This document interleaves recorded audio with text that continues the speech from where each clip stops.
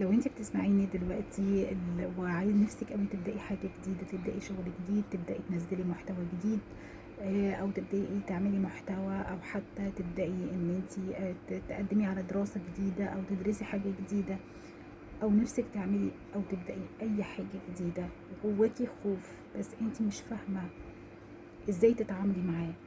انت لو جواكي خوف، فانا حابة اقولك ان الخوف ده طبيعي جدا. الخوف انك تبدأي حاجة جديدة، خوفك من الفشل. احيانا احنا بنبقى خايفين واحنا بنبدأ اي حاجة جديدة، مش اننا نفشل. احيانا ممكن يكون عندنا خوف من النجاح نفسه. طب يا ترى هو في خوف من النجاح؟ هو في خوف من النجاح، لان النجاح لوحده مش هو اللي بيخوف النتيجة النهائية، لكن التحديات بتاعة النجاح في حد ذاته هيجبرك انك تلتزمي، هيجبرك انك تتطوري، هيجبرك انك تتحملي مسؤوليات جديدة من مستوى جديد. عشان كده احيانا بيكون عقلنا بيهرب من التحديات الجديدة. عقلنا مدرب جدا على ان هو يتكيف في المنطقة الآمنة بتاعته، اللي هي الخيارات السهلة، يعني الحاجات السهلة اللي هو عارفها ومتعود عليها بقاله سنين طويلة جدا. حتى الألم العقل متعود عليه، بتعود على نوعية علاقات خلاص عرفهم وحفظهم وبيعرف ازاي يتعامل معاهم. حتى لو حصل منهم اي حاجة هو خلاص عارف وجرب قبل كده، فبالنسبة له اي حاجة جديدة مش يعني اي حاجة منهم مش هتبقى بالنسبة له حاجة جديدة.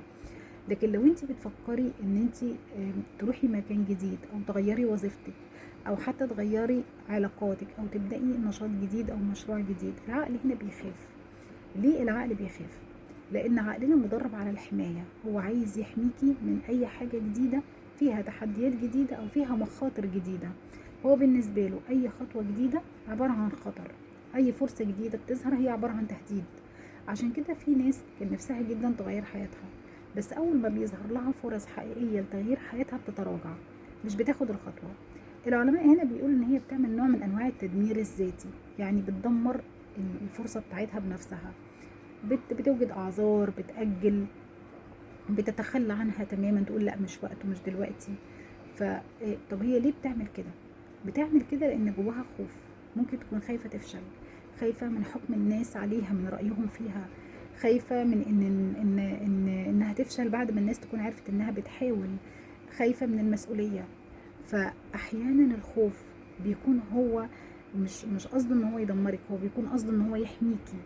بس احنا الخوف بيكون اكبر معيق لينا في حياتنا، اكبر معيق انك تطلعي من الدايره بتاعتك، دايره الامان او العادات او المألوف بتاعتك.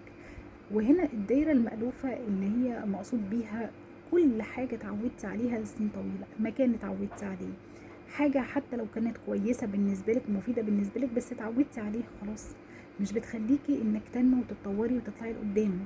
فهي بالنسبه لك برضو دايره راحه.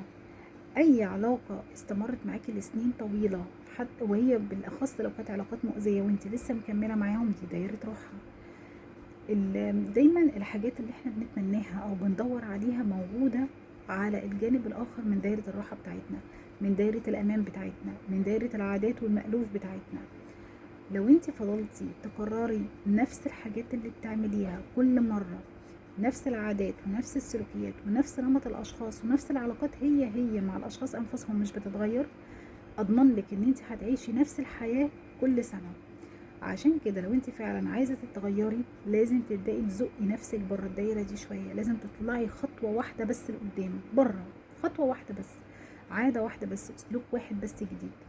وهنا انا مش بقولك ان الدنيا هتبقى سهلة ولطيفة، لان عقلنا هو بيكون ساعتها زي ما هو اقرب صديق لينا وبيحاول يحمينا، هو برضو بيكون اكبر عدو لينا، لان هو هيحاول يحميكي على ان هو يقاومك، على ان هو يحاربك، على ان هو يخليكي ما تطلعيش من اللي انت فيه. فبالنسبة له اي حاجة جديدة هبذل فيها مجهود ذهني او مجهود بدني، هي بالنسبة لي انا حاجة صعبة او حاجة خطيرة، فانا بالنسبة لي هقاومك، هحاربك، مش هخليكي تطلعي منها. طيب امتى العقل بيستسلم؟ عقلنا بيستسلم لما لقينا احنا مصرين، لما لقينا احنا بنحاول برغم التعب، بنحاول واحنا مرهقين واحنا تعبانين واحنا مصرين، عندنا اصرار، عندنا عزيمة، عندنا استمرارية انك تكملي. زي بالظبط كده انت لو بتحاولي تعملي مثلا اي نشاط بقالك فترة طويلة جدا، يعني كنت فترة طويلة جدا مستمرة على حاجة انت بتعمليها، وجيتي وقفتي فترة، يعني فترة كويسة، وحاولتي ترجعي تاني لنفس الحاجة دي، العقل برضو بيقاوم. لغاية لما يلاقيك انك مصرة بتحاولي مرة واثنين وثلاثة واربعة، ساعتها العقل بس بيوافق، بيرفع الراية البيضاء، خلاص بيقول للراجل ده مصر او البنت دي مصرة، خلاص تمام كده انا موافق. فانا عايزاكي تعرفي ان احيانا بيكون العقل هو اللي بيقاومك انك تخرجي من الدايرة اللي انت فيها. عشان كده انت لازم تشجعي نفسك، لازم تزقي نفسك، لازم تطلعي. وزي ما قلت لك الموضوع مش هيبقى سهل، الموضوع مش هيبقى زي ما بيقولوا كده بيس اوف كيك يعني، لا بالعكس، ده هو هياخد شويه وقت، هياخد شويه، عايز منك عزيمه واصرار وتحدي ان اعرف اطلع من اللي انا فيه. وعشان كده العلماء بيقولوا اي عاده جديده او سلوك جديد او نشاط جديد انت عايز تكتسبه في حياتك هياخد مننا حوالي تقريبا من اسبوعين ل21 يوم. ده بس عشان عقلنا يبتدي يتعرف عليه ويعرف ان هو بقى حاجة اساسية من نمط حياتنا او روتيننا اليومي. بعد كده عشان انتي تتعودي عليه وتتكيفي عليه هياخد من 21 يوم ل3 شهور. يعني اي تغيير في حياتنا مش هيبقى بالسهل هيحصل، بس هو مش مستحيل. كل عادة او سلوك انت دلوقتي بتعمليها وبطريقة طبيعية جدا وعقلك متبرمج عليها على ان هو يقوم يعملها لوحده من غير ما تبذلي فيها مجهود، انت بتنسيها بنفس الطريقة دي. المشكلة بس ان احنا بننسى، لكن هي دي نفس الطريقة، طريقة التكرار. العقل بيتبرمج بالتكرار، وعقلنا دايما لما بنيجي نبدأ اي حاجة جديدة، بتتعلمي لغة جديدة، بتتعلمي مهارة جديدة، دخلتي وظيفة جديدة، العقل بيبتدي يبني مسارات عصبية جديدة. العلماء بيقولوا ان عقلنا بيبتدي يبني مسارات عصبية جديدة، مسارات عصبية جديدة عن العادة دي او السلوك ده او النشاط ده.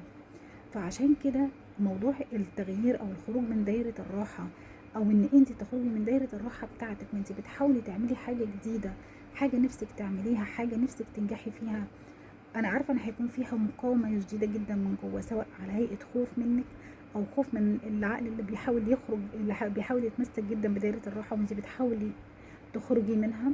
بس مفيش حاجة مستحيلة، بالعكس كل حاجة بالتكرار والاستمرارية بتتحقق في الآخر. فلو انت نفسك تبدأي حاجة جديدة ابتديها من النهاردة، طالما الحاجة دي هتكون مفيدة بالنسبة لك جدا، مش مضرة لا ليكي ولا لأي حد تاني. تتعلمي مهارة جديدة، تتعلمي لغة جديدة، تتعلمي نشاط جديد نفسك انت تعمليه ونفسك تحققيه، ابتدي توكلي على الله وصدقيني والله يعني ان شاء الله باذن الله الحاجه اللي نفسك تعمليها. احنا فاضل على نهايه 2026 حوالي تقريبا 4 شهور. انا شايفه من وجهه نظري ان 4 شهور كفايه جدا و3 شهور كفايه جدا، ويمكن يعني 21 يوم او حتى اسبوعين كفايه انك تبداي حاجه جديده. احنا مش محتاجين ان احنا نستنى 2026 تنتهي عشان تبدا 2027 عشان نبدا نكتب اهداف جديده ونكتب ونحاول ان احنا نغير حياتنا تاني من اول وجديد، او نحاول ان احنا نحقق احلام كنا بنحلم بيها. انت ممكن تبدأي من دلوقتي، ابدأي من دلوقتي، حددي ايه الحاجات الجديدة اللي انت نفسك تعمليها وجواكي خوف من الفشل او جواكي خوف من التغيير، وابدأي اعمليها من دلوقتي. يعني نصيحتي بلاش تخلي الخوف هو اللي يقرر عنك، بلاش تخلي الخوف هو اللي يقرر مستقبلك. الخوف على قد ما هو يعني شعور فعلا بجد بيقاومك وبيثبتك بيخليكي واقفة مكانك، على قد ما هو شعور يعني هو مش سلبي 100%، هو بس بيحاول يحميكي. لكن انت بدورك انك تقدري تحولي الخوف ده لحماس شوية. يعني خلاص انا عارفة ان انا خايفة، طمني نفسك، قولها انا عارفة ان انا خايفة، انا عارفة ان انت خايفة من التغيير او انت خايفة من الفشل، بس مش مشكلة، انا حتى لو حاولت وما نجحتش بس اسمي حاولت، انا هاخد خبرة المرة اللي جاية لما هرجع هبدأ مش هبدأ من الزيرو، انا هبدأ من خبرتي. فتحاولي بقدر الامكان تدوبي الاهمية بتاعة الخوف ده شوية، تحاولي ان انت تتغلبي عليه. فكري نفسك بحاجات كتيرة جدا كان نفسك تحققيها في يوم من الايام ودلوقتي هي واقع حقيقي انت بتعيشيه. فكري نفسك بالاهداف الصعبة اللي كانت صعبة بالنسبة لك جدا وقتها وانت قدرتي تنجحي فيها. فكري نفسك بكل الحاجات اللي انت مريتي بيها وكنت خايفة في الوقت ده ومع ذلك عديتي بيها. حاولي تطمني نفسك، اي حاجة هتاخد منك وقت بس في النهاية هتديكي نتيجة. هنا انا مش بقولك اوصلي للكمال او المثالية، بس على الاقل هتوصلي لنتيجة مرضية بالنسبة لك. نجحت تمام، ما نجحتش ما وصلتش للنتيجة المرضية بالنسبة لي، اخدت خبرة. عشان كده انا نفسي وانا بعمل الفيديو ده انا حاولت كتير اعمل فيديوهات قبليه، بقالي فترة كبيرة جدا بشوف يعني توجيهات كتير قوي ان انا ممكن ادخل اليوتيوب، وانا اصلا ابعد ما يكون عن خيالي ان انا ممكن اعمل فيديو وانزله. انا حتى فيديوهات تيك توك انا مش بعمل فيديوهات على تيك توك، بس احساسي ان انا اللي عايزه اعمل ده خلاص. يعني انا وصلت لمرحله ان انا فاضل لي خطوه ويتقال لي في وشي نزلي فيديو على اليوتيوب. طب انا لو نزلت فيديو انا هقول ايه؟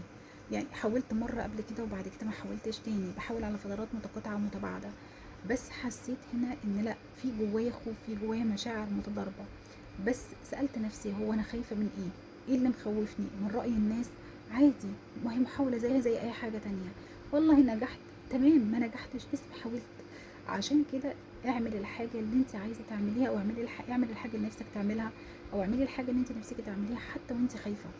الفرق اللي ما بينك وما بين الناس اللي نجحت واللي حققت الحاجة اللي نفسك كتير او انت كمان تحققيها، ان هم عملوها وهم خايفين. هم برضو ناس طبيعيين جدا، عندهم خوف، في جواهم خوف، بس هم اختاروا ان هم يتحركوا برغم الخوف. انت كمان لازم تتحركي حتى لو انت جواكي خوف، حتى لو انت جواكي قلق، توتر، خايفه من الخطوات اللي جايه بعد كده هتعملي ايه. انا نفسي معرفش انا هعمل ايه، بس كل اللي عملته قلت انا عايزه اخد الخطوه دي حتى لو ما نجحتش مش مهم. وسمعت ناس كتير قوي برضو بقت تقولك هم اخدوا الخطوه هم برضو خايفين بس اخدوها عملوها. فعشان كده لو انت متردده او انت متردد انكم تعملوا حاجه معينه نفسكم جدا تعملوها، حاجه مفيده مش هتضركم ولا تضر اي حد تاني حواليكم، لا ابدأ فيها فورا. هيجيلك مقاومه، هيجي مقاومه، عقلك هيقاومك، هيرجعك تاني لنفس نمط الحياه اللي انت عايزه. هيصبر عليك شويه وهيحاول يشدك، بس انت وشطارتك، انت وجدعنتك، انت وشطارتك هتعرفي ازاي تستمري على الحاجه دي، ولا هتسيبيه هو اللي يغلبك. عموما يعني انا بتمنى لكل واحد بيشوفني دلوقتي، كل واحده بتشوفني دلوقتي، انها تنجح في الحاجه اللي نفسها جدا تنجح فيها، اللي نفسها جدا تحققها برغم الخوف وبرغم الحسابات الكتير اللي جوانا. احنا بشر وطبيعي جدا نبقى قلقانين ومتوترين. حتى الناس اللي نجحوا بيتكلموا عن نفسهم وبيقولوا هم كمان، وحتى وهم عندهم ملايين من المتابعين وناس ناجحين وشطار جدا، بيقولك احنا كل فيديو بننزله او كل حاجه بننزلها بنكون حاسين بالقلق والتوتر. يا ترى شكلهم هيكون عامل ازاي؟ يا ترى الناس هتحكم عليهم ايه؟ التعليقات عليهم هتكون عامله ازاي؟ فلو انتوا بتشوفوني دلوقتي، انا اعتقد يمكن كلامي ده متاخر بالنسبه لناس كتير قوي، بس يعني فعلا لو انتوا خايفين من حاجه والله بعد فتره هتبقى عاديه جدا بالنسبه لكم، مش هتبقى بالنسبه لكم فيها الرهبه الكبيره اللي انتوا كنتوا عاملين حسابها قوي. في النهايه انتوا بتعملوا الحاجه دي عشان نفسكم انتوا، عشان عارفين ان العائد الايجابي بتاعها هيكون عليكم انتوا. مش بتعملوها عشان شكلكم ولا منظركم ولا عشان خاطر قدام الناس، ولا عشان انتوا مستنيين حاجه من رأي الناس، ولا انتوا مستنيين ان الناس تسقف لكم ولا تقول لكم برافو عليكم ها اللي بعده. لا، انتوا بتعملوا الحاجه دي عشان ترضوا نفسكم، ترضوا حاجه جواكم، ترضوا رغبه داخليه جواكم هي بتدفعكم انكم تعملوا الحاجه دي. في النهايه النتيجه بتاعت ربنا سبحانه وتعالى، وفي النهايه انتوا برضه هتتعلموا حاجه، يا اتعلمتوا درس يا اتعلمتوا خبره. في النهايه هتتنقلوا للي بعده، ممكن تكملوا في نفس الحاجة وممكن تغيروا رأيكم وتلاقوا نفسكم بتمارسوا حاجة تانية. فلو انتوا خايفين من الفشل او خايفين من النجاح، في الحالتين اعملوا الحاجة اللي انتوا نفسكم تعملوها طالما مفيدة بالنسبة لكم ومش هتضركم.